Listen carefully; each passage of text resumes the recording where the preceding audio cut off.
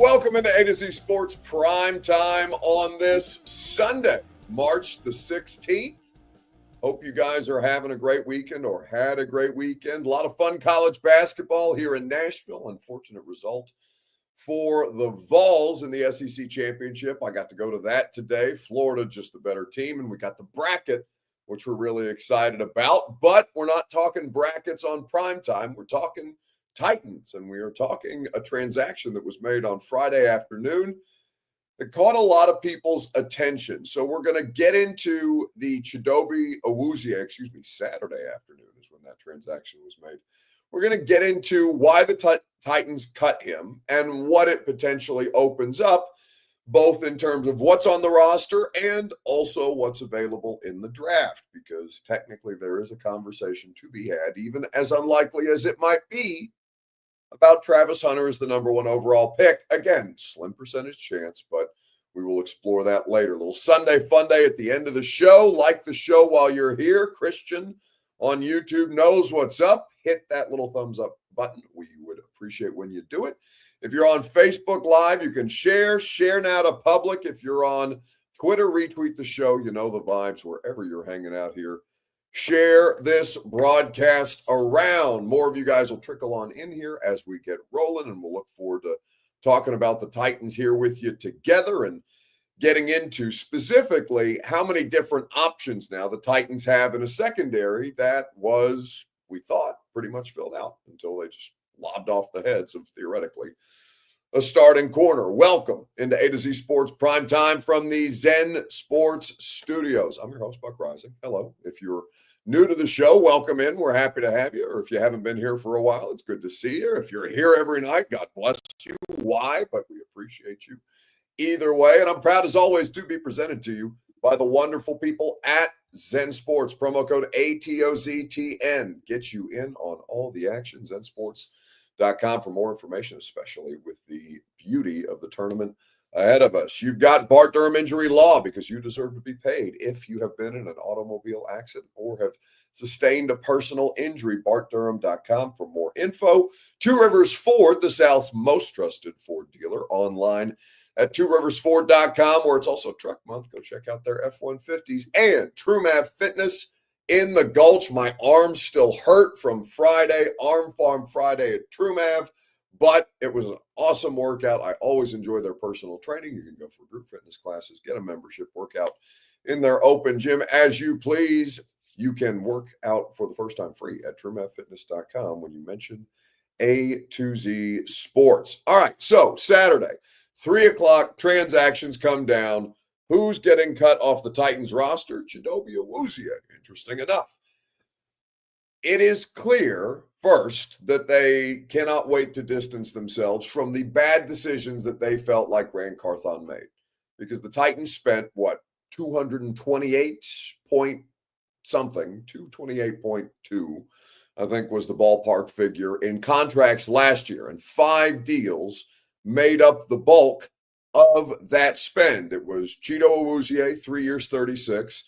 It was the trade of a 3rd-round pick and a 7th-round pick for L'Jarius Sneed that then resulted in the 4-year, $76.5, I think it is, $1 million contract for a corner who also did not play in a great many games last year. Chido played in 8. Lloyd Cushenberry, 4 years, $50 million, $25 million guaranteed, the most ever in history for a center. And then Calvin Ridley's 4-year, $92 million contract, which was probably the best one of the bunch when you consider that the 5th one on that list is Kenneth Murray, who signed a 2-year, $15 million deal, and the Titans could not wait to move on from him for how badly that signing went. So it's not like everything that Ran Carthon did while he was the general manager of the Tennessee Titans was bad, but they clearly think that they're going to pin some of these, or that they're not publicly pinning these things on Ran Carthon, but they're looking around and saying, hey, what we did in free agency last year, we got way ahead of our skis. We, as Coach Mack says, you got to keep your powder dry, and the Titans didn't necessarily do that. It's why I'm really curious, to be honest with you, just as a sidebar conversation for later in the year, to see what happens with the New England Patriots, not just because, Mike Vrabel, they're going to play here. Harold Landry's on the roster. Obviously, there's been reports about them calling potentially to try and trade for A.J. Brown, which would just be, a sick kind of comedic irony. But because they spent so much money on guys like Milton Williams, $26 million a year for Milton Williams as an interior defensive lineman for the Philadelphia Eagles. He's been a part-time player in Philadelphia. Now you're paying him like he's Chris Jones. So those things, the Titans last year looked like they were trying to make moves as if they were a more competitive roster than they actually were. The thing imploded mostly because of Will Levis, but also a lot of pieces and parts didn't work out, right? Chido played in only 8 games. Snead, I think, had played only in 5 games due to the injury. And Cushenberry also only played in 8 games with the Achilles tear that he experienced in November. So the Titans did that in free agency last year. They were the worst team in football. What's going to happen with the Patriots, who were the second worst team in football this year? They think they have their quarterback situation. Is their quarterback situation going to work out better than, for example, the Titans building around Will Levis to the effect of $228 million? Drake May remains to be seen whether he's a good player or not, or whether he is going to continue to improve. It's basically a coin flip with these quarterbacks, and they still have offensive line issues that they have to rectify. So it'd be curious to see how there are a lot of parallels that'll be drawn between those two franchises here for at least the next season until they play head to head. And then, maybe you can finally put to rest did the Titans make the right decision firing Mike Vrabel, this, that, the other, whatever.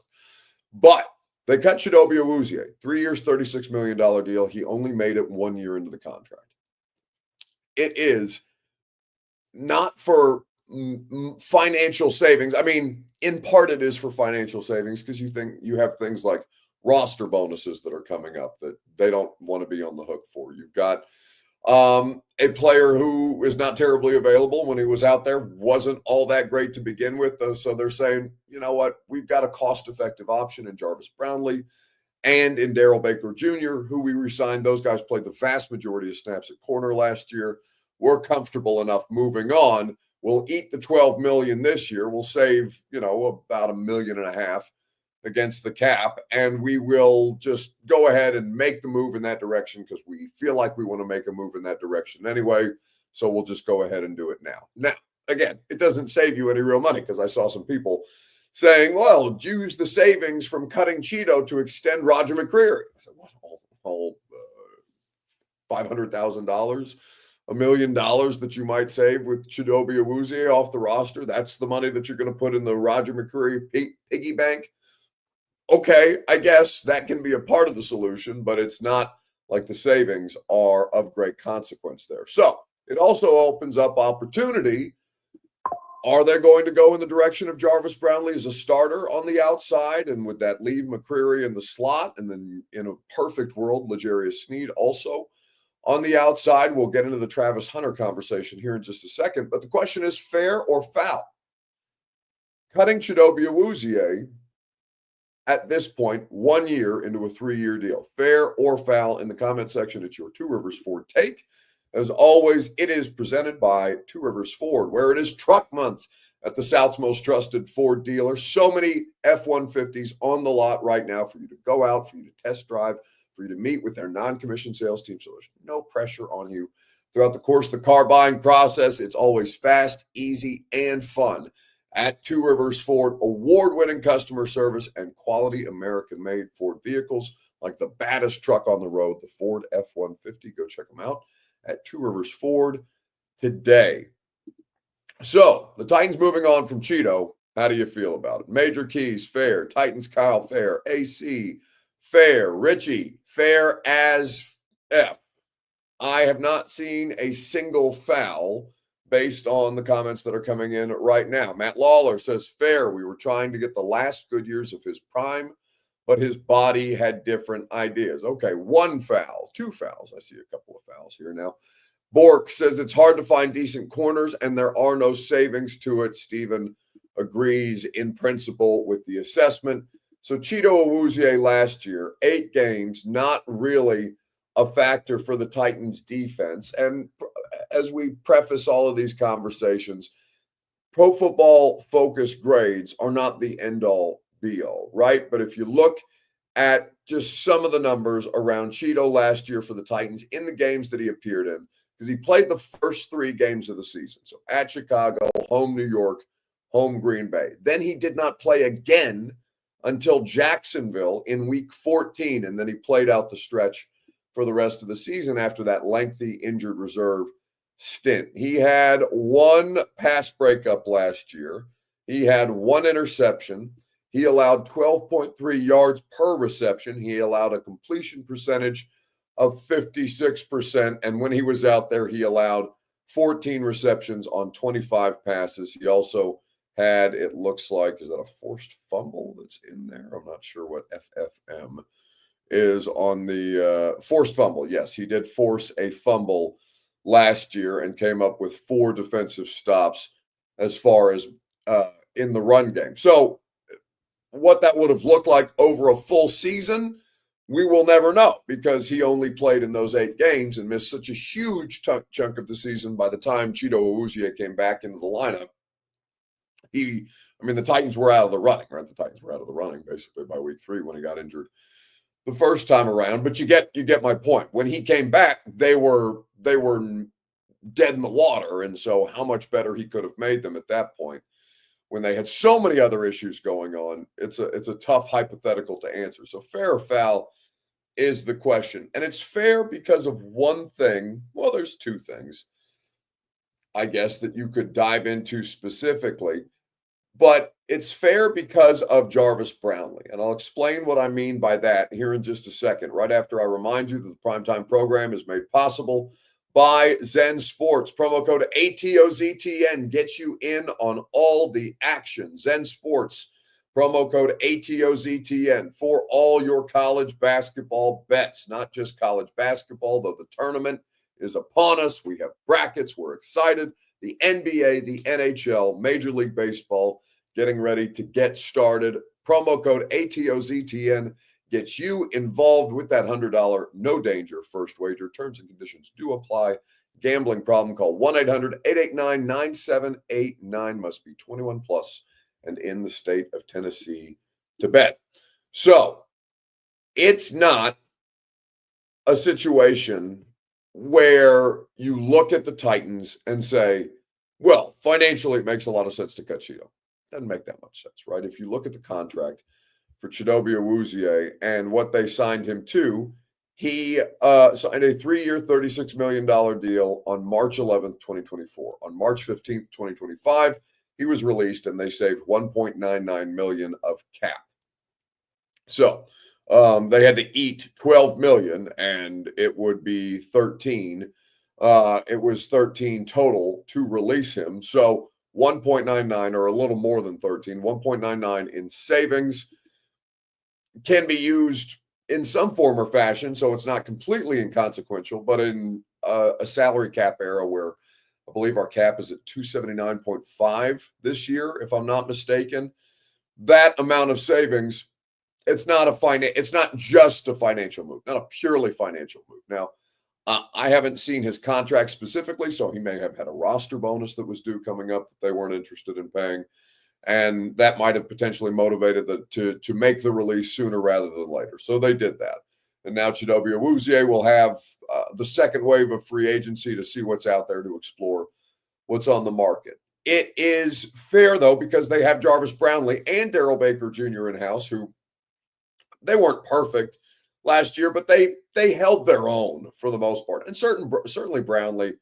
as a 5th-round pick coming into Tennessee last year and being thrust into the fire basically right away, he played 911 total snaps last year between defense and special teams. He was all over the place for the Titans, and he played in, I believe, all 17 regular season games from Chicago in some form or fashion, right? He had, excuse me. He had 18 snaps in week 1. He had 55 snaps in week 18. He did not play less than 50.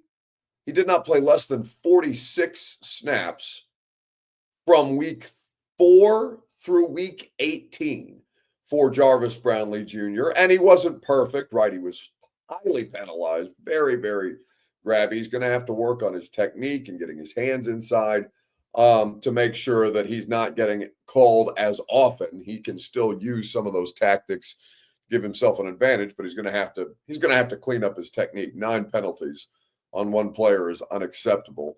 But he really held up well. He had 6 pass breakups. He had 1 interception. He did allow 4 touchdowns, but 12.1 yards per reception. He allowed a completion percentage of 67.9, which I would assume a lot of people thought was or would have thought that was lower based on his performance. But you understand that the Titans defense was not perfect last year, and that Jarvis Brownley was the least of their problems. But he allowed 55 receptions on 81 targets for 663 yards and those 4 touchdowns. But on the whole, I thought he acquitted himself really, really well. He's a very physical player. He's somebody who's got a lot of promise. He's got the attitude for it. I think that he handled the responsibility, because it's not. I look at it from a certain way, right? I'm not around him on a daily basis. I'm not there to see how he handles the meetings, the practice field. I mean, we were there for a portion of practice, but they kicked the reporters out for the bulk of practice when they're actually going through the team drills. Training camp, they leave the thing fully open. So you can kind of get a glimpse of it, but it's tough for me to speak on what Brownlee's like at practice when we only get to see stretch an individual period during the regular season. And we talk to these guys in the locker room, but the fact that Jarvis Brownley, a 5th-round rookie, was one of the players who media went to talk to the most often this year to speak on behalf of a professional NFL football team, because there is such a, I don't want to say it's not a lack. I'm stopping myself from saying a lack of leadership, but they just don't have that many clear and obvious leaders on the Titans, which I guess would connote a lack of leadership, or just a smaller than average number of people who should be able, or who have earned the right to speak on behalf of the football team, right? When you say a 5th-round corner speaking on behalf of the football team, most people would look around and be like, back of the bus, Rook. Like, that's you're not even like it's a right or anything. Most of they don't want to speak to the media, but like people who you want to go to after a game, like Washington, where he's talking about, well, some players he felt like the cold got to him, or things like that. Like Jarvis Brownley was one of the people that we went up to just as much as we did Jeff Simmons, basically, to talk to about, hey, what happened out here at practice, or what happened during the game, or in the lead up. It is something that I think that he handled tremendously well, even though he had, like the Washington thing with talking about the temperature or whatever, and speaking on behalf of his teammates, or speaking out about teammates or things like that. And I'm sure he was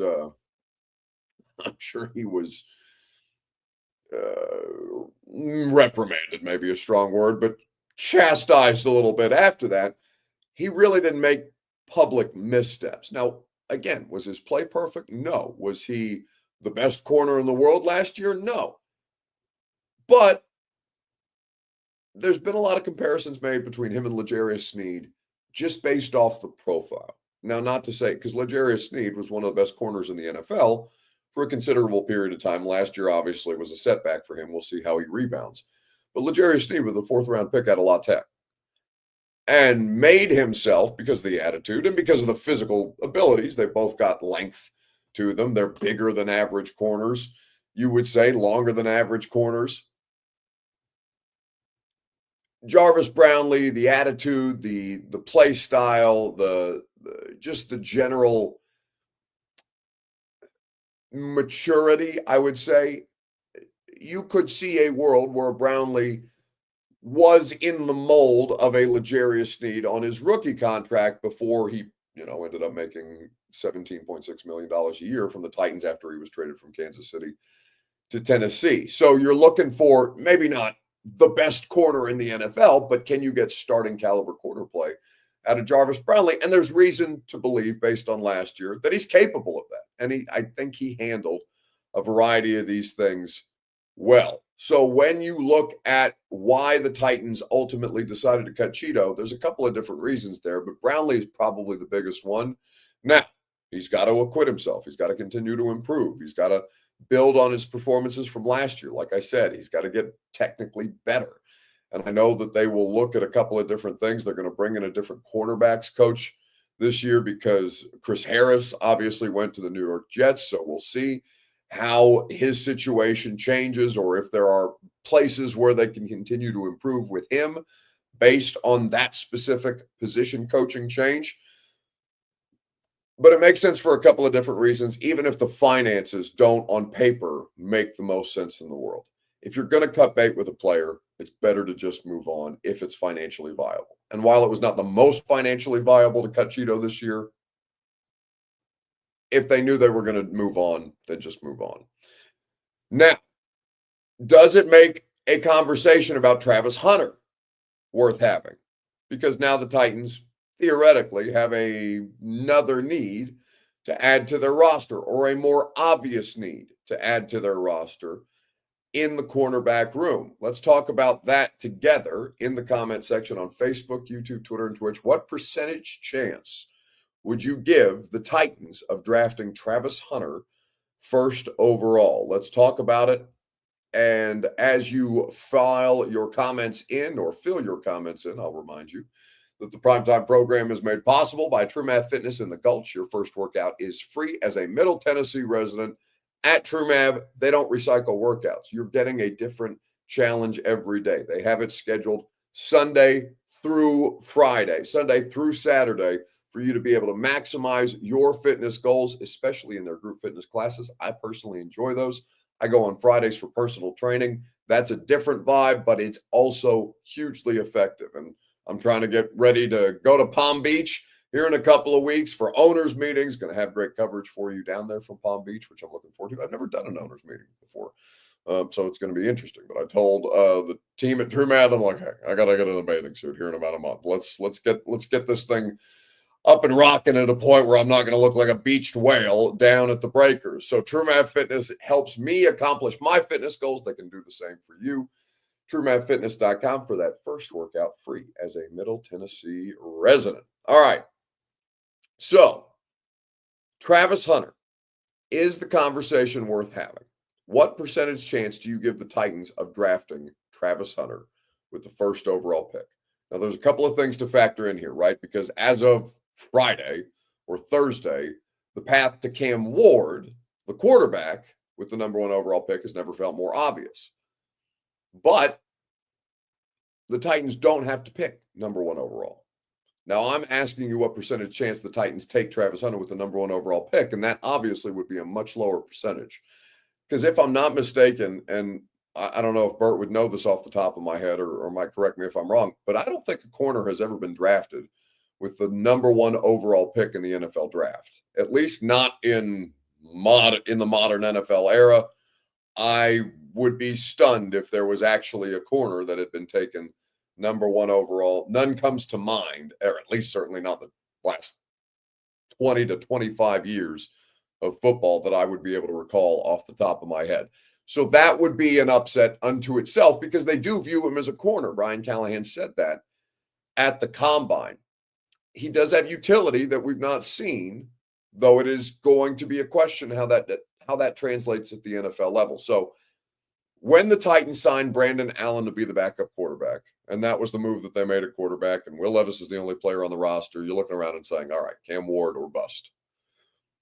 But a scenario could exist where the Titans trade out of the number one overall pick, because what I am certain of is that Cam Ward is going to go number one.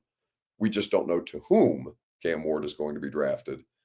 And would that put the Titans in a position at 2 or at 3 to take Travis Hunter if the quarterback trade was off the board and they were armed with multiple opportunities and could potentially take Shedeur later if they opted to, based on how that would fall, or Jackson Dart or Tyler Shuck or any of these other quarterbacks we're being talked about right now. So what percentage chance do you put of Travis Hunter being the number one overall pick? Again, that specific scenario is going to be a lot lower. Black Steve says 12%. Matt Lawler says 3%. Curtis says hopefully 0. James Lunford 10. Rishi says 50%. That's a crazy high situation, and I would not make it quite that high. That would be the highest percentage that I mean, I would put 50% on Cam Ward and then, divvy it up 25% at Abdul Carter and 25% Travis Hunter. I don't think, just between the three of them, I don't think that there's a 50% chance that they take Travis Hunter. That would be crazy. Bert says that Gary Glick in 1956 is the only time a defensive back has gone number one overall in the NFL draft. And of course, that was pre-merger. So that's pre-Super Bowl era when that would have happened. Good research by Bert there. We appreciate that. So what percentage chance do I give the Titans specifically of drafting Travis Hunter number one overall? I would put it pretty low. I would put it at under 5%. I'm not quite sure what percentage I would divvy that out to or what decimal I would divvy that out to, but there's plenty of good reasons to think about it because, again, he is the only player that fits the mold or the phrase generational talent in this draft. Well, there's definitely financial upside to playing wide receiver versus corner, and I'm sure that factors into things. And let me be clear, he is a very good receiving prospect, so I don't disagree with you. But I actually think he could be an all-pro as a corner and pretty damn quickly, which is a wild thing to say about a player who has not stepped foot in the NFL. But let me tell you, his tape is wild. The athleticism, obviously, is what leaps off of it, both in terms of his long speed, the recovery speed, the change of direction. I mean, that pick was insane. The ball skills are extraordinarily, immediately one of the best corners in the NFL in terms of ball skills. But what really jumped out to me, Lewis, watching his tape, his football IQ, in zone coverage, his route recognition, the way he reads quarterbacks, it's pretty special stuff. And I just feel like he's going to come in and be an incredible pro from the jump. So that's Mina Kimes on NFL Live speaking about Travis Hunter at the Combine. You could see a path in that direction, but it would be a far less likely path for them to go down. Cutting Chido does at least allow you to have the conversation again if you really want to entertain it, and they have to have multiple options prepared. But at number one overall, I would be pretty shocked. It would be unprecedented. It would be unprecedented again, because they have specifically said that they view him as a corner. So a corner / wide receiver being the first pick in the NFL draft for the first time since we started playing in the Super Bowl era, somebody's going to have to do it eventually, right? We're not going to go the rest of NFL history without a corner being drafted number one overall. Maybe, I don't know. But this would be a weird year for that to happen, given the circumstances specifically around the Titans right now. So on the Travis Hunter conversation, it's worth just kind of glancing over and being like, they just cut a corner. But he's not really a starting corner in Chido. He's somebody who should have been a starting corner. You paid him like a starting corner, and it just really never played out that way. Curtis says, is he a better corner than Jalen Ramsey? I don't know if he is he's not a better corner prospect than Jalen Ramsey. Jalen Ramsey was excellent. And Ramsey, if I'm not mistaken, was the number 5 overall. But was he 3 or 5 in that draft? I can't remember off the top of my head. I know he was top 5 in that draft. I don't think he was. I'm positive he wasn't lower than 5 that year. But I wouldn't say that he's a better prospect than Jalen Ramsey was coming out of Florida State. Jalen Ramsey was crazy as a player. And Travis Hunter is also crazy, but for different reasons. All right, little Sunday fun day. We'll see what Bert has in store for us at the end of the show on Facebook, YouTube, Twitter, and on Twitch. Oh, speaking of which, though, Bert did grab some Jarvis Brownley highlights that are worth taking a look at here, and we can get to those here in just a second. Right after I remind you that the Primetime program is presented by the wonderful folks at the Ashton Real Estate Group of RE/MAX Advantage. Go to GaryAshton.com. Get your dream address without the stress. All right, so if the Titans are going to make moves at corner, fair to expect that Jarvis Brownley at least has a seat at the table for one of these starting jobs. So you've got him here at the bottom of your screen, and these highlights are courtesy of James Foster, who's at No Flags Film. You got Michael Pittman there. It looks like here he is against the Houston Texans, playing again on the outside. Great coverage there. You've got him matched up again in a one-on-one situation. I believe that's Dalton Knox, the Bills tight end. He's got the length to play with tight ends and receivers. And I honestly thought that his best position coming into the NFL was going to be in the slot, was going to be in nickel and dime situations for him to be an extra defensive back. But again, out of necessity, he ended up having to play on the outside there. Plays the run really well. He's got the body to do so. He's physical at the point of attack. Really, I mean, and, you'll have guys that miss tackles. And I'm not saying Brownley's a perfect tackler, but he's a willing tackler. And that's something that you can't say about every NFL defensive back. Again, good coverage there against the Jacksonville Jaguars. Physical, continues to fight through blocks in the run game to make plays or try and make plays as close to the backfield as humanly possible. He's got a really nice tool set starting out for him to work with, and for the Titans to continue to grow and develop him in Denard Wilson's system. So I'm certain that this was a huge part of the equation for the Titans in cutting Chido Awuzie. It makes me think that they don't. I mean, Travis Hunter would be a best player available situation if that's what they would do.